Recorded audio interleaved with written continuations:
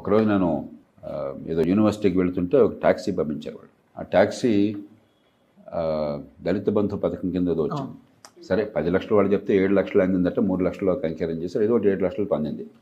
ఆ కుర్రాడుతో మాట్లాడుతుంటే నాకు ఆనందం వేసింది. తను తన బాబాయ్ జాయింట్ ఓనర్స్ దానికి.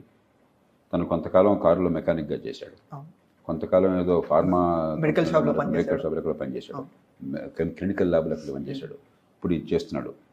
ఎంత ధైర్యంగా చెప్పాడని సార్, నా ఎక్కడైనా పద్ధకలను సార్ నేను చెప్పారు సార్. ఒకవేళ ఈ కార్లు నిలబడున్నారా మరి నేను ఆ రోజు మీతో ఉన్నాను, ఏ పనైనా చేయగలను సార్ నేను. అది నాకు కావాల్సింది. మనకు ఆనందం కలగాల్సింది ఎట్లయినా బతకగలను నేను, నా చేతిలో నైపుణ్యం ఉంది, నేను సంపాదించుకోవాలి. అలాంటిది వాళ్ళని ఉత్పత్తి చేయాలి. కానీ బాబు నువ్వు ఇవ్వకపోతే నేను బతకలేనయ్యా, నీకు లంచం ఇచ్చానే చేస్తానయ్యా అనేవాడు. అది కాదు. మనం మరింతగా పేదరికాన్ని పెంచుతున్నాం, వివక్షను పెంచుతున్నాం, అవమానిస్తున్నాం, ఆత్మగౌరవాన్ని కించపరుస్తున్నాం, బానిసలుగా చూస్తున్నాం.